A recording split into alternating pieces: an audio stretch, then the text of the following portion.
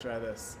And so what they did was they used natural principles of water harvesting, natural principles of mulch and soil building and gilding of species, and we ended up actually within 4 months having fig trees growing with figs on them, and transformed this to now into a tropical oasis that is completely productive. So we could regreen the desert.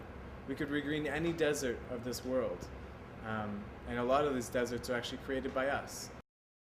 Pardon? He's actually released like 2 more videos. Yeah, he's got the second one now, Greening the Desert 2, which does an update. And the most interesting thing was the people who governed the site after he left didn't quite have the full understanding of permaculture, and so they brought in a huge herd of goats and let the goats have their way with all the tropical paradise.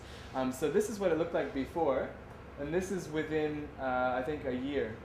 And this is Jeff Lutton's wife, and this is her site when she was taking her permaculture design certification course. The day after they did the earthworks, she went home and built herself some earthworks and planted these here fig trees. Now, months later, you've got the fig trees growing up and an oasis that's formed around her, because she's using passive irrigation techniques and using natural soil accumulation. So it's just by simply observing the techniques of nature and applying them, we can fast forward the productivity and the abundance of nature and increase the yields of our system very, very quickly.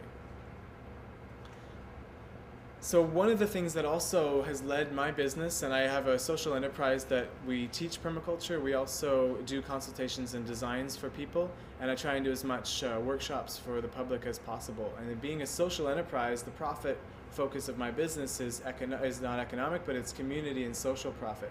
And so by providing avenues for us to meet together, to devise solutions, to organize, to volunteer for different actions and different groups, and to really enact these solutions.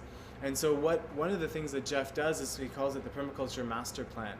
And essentially you go somewhere in the world where they really need this work, and this is a video as well that's available on YouTube, or on Jeff Lutton's site or my website.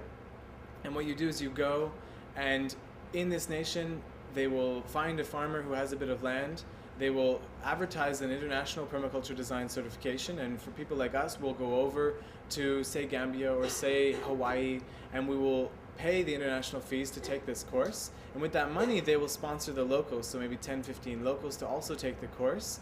And when they leave after the course, the locals have also been taught how to organize a community-based institute, and they will develop their own permaculture institute and slowly grow.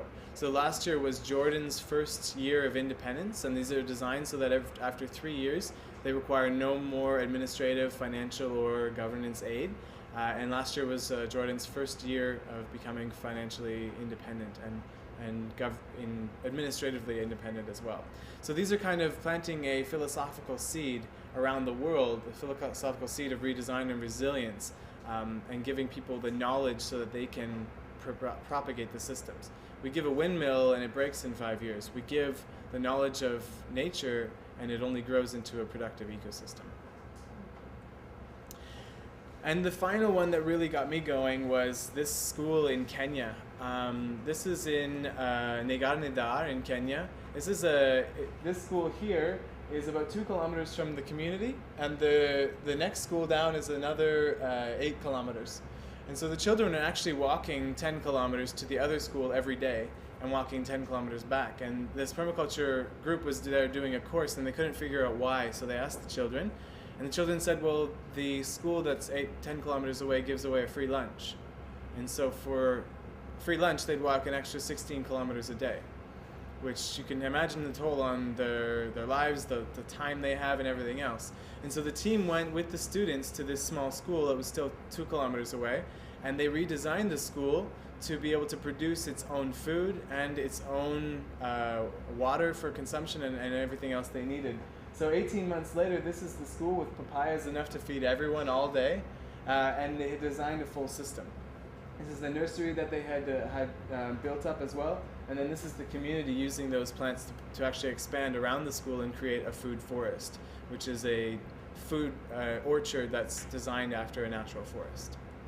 Is this also Jeff Lutton?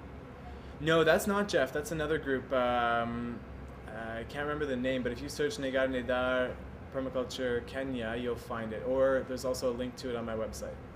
And my website, if anyone's interested, is P3permaculture.ca.